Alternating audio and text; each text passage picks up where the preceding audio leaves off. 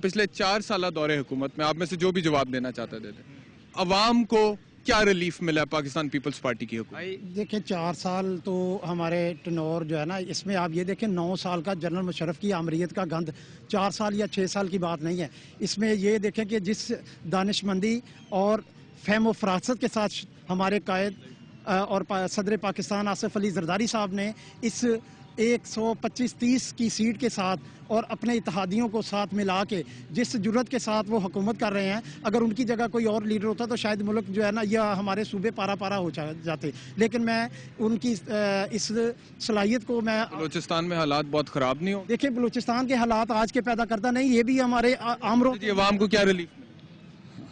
बात है देखें, निज़ाम तो चल रहा है ना, ये भी एक बड़ा रिलीफ है।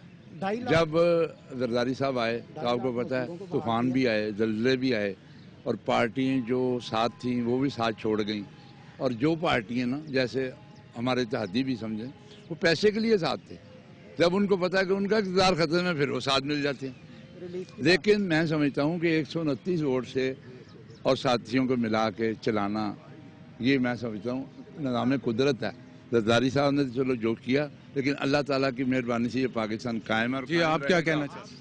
मैं ये कह रहा हूँ कि पाकिस्तान में ये मौजूदा जो 4 साल जमहूरी दौर है, इससे कम से कम एक तो कॉन्स्टिट्यूशन जो है वो रिवाइव हुआ है, और उसके बाद 18th 9th 20th अमेंडमेंट जो हुई है उससे भी एक फ़र्क पड़ा है, और एक 20वीं तरमीम के तहत जो एक कॉन्स्टिट्यूशन कवर मिल गया है इलेक्शन फ्री और फेयर करने के लिए, उससे हम लोगों के पास ये पीपल्स पार्टी का कारनामा है। ठीक है जी, आप भी क्या? आपने बात की थी कि महंगाई बहुत है, ये हो रहा है। मैं ये कहता हूँ फर्ज किया, मैं अपने घर का बड़ा हूँ, मैं अपने बेटे को एक सवाल कहता हूँ कि बेटा ये काम ऐसे नहीं करना, तो वो नहीं करता। इस पर कसूर किसका? मेरा तो नहीं, बेटे का ना।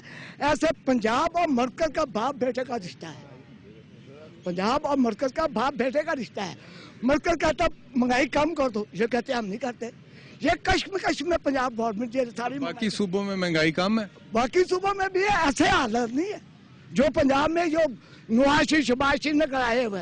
देखो ना, पेट्रोल की कीमत, गैस की कीमत, डीजल की कीमत हमारी बात पूरे मुल्क में वफाकी हुकूमत ने बढ़ाई। हमारी बात भी सुन ले, आपका जवाब भी दूंगा। बात ये है कि फर्ज की यह दाल है, चने की दाल है, कोई और चीज है, ऊपर से ऑर्डर आते हैं ये कम करो, ये कहते हैं मैं नहीं कम करता। ये क्या वजीर आला या किसी यूनियन का सदर है? यह आइन के बरखिलाफ है कि एक वजीर आला को कहे कि अवाम को बुरखला करे कि आओ जुलूस निकालो, मैं तुम्हारे साथ है। ये सेवा, ये पंजाब का ये सेवा है। आपकी पार्टी नहीं जुलूस निकाला? हमें ऑर्डर के, खुदा की कसम, हमारी पार्टी, हमने तो अपने सदर पाकिस्तान का बहुत बड़ा कारनामा है को जिन्होंने पाकिस्तान को ऐसे कायम रखा हुआ है। तो ये जो लोग है ना, कभी कुछ बिजली का इशू बना लेते हैं, बिजली का इशू पीपल पार्टी ने बनाया हुआ, बिजली का इशू इन लोगों ने, पंजाब वालों ने बनाया हुआ। जी नाज़रीन, आपने सुना, ये पाकिस्तान पीपल्स पार्टी के जो कारकुनान हैं, पाकिस्तान पीपल्स पार्टी के जो वर्कर्स हैं, ये उनकी सोच है और इस तरह से वो अपनी पार्टी को डिफेंड करते हैं।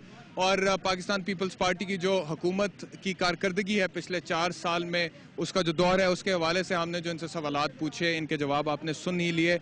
अब जहाँ तक मुस्तकबिल का ताल्लुक है पाकिस्तान पीपल्स पार्टी का, वो तो आने वाला इलेक्शन ही बताएगा कि अब पाकिस्तान पीपल्स पार्टी की जो पोजीशन है वो, ये कारकुनान की नज़र में तो आज हमने कोशिश की कि आप तक पहुँचाएं कि क्या उनकी पोजीशन है, लेकिन आने वाला इलेक्शन बताएगा कि पाकिस्तान के अवाम की नज़र में पाकिस्तान पीपल्स पार्टी की क्या पोजीशन है, क्या स्टैंडिंग है, क्या क्रेडिबिलिटी है, क्या रेपुटेशन है, क्या नज़रिया है, क्या ख्यालात हैं, क्या अफकार हैं। और हमें तब तक के लिए इंतज़ार करना पड़ेगा। अगले प्रोग्राम तक के लिए एहतशाम अमीरुद्दीन को इजाज़त दीजिए। अल्लाह हाफ़िज़।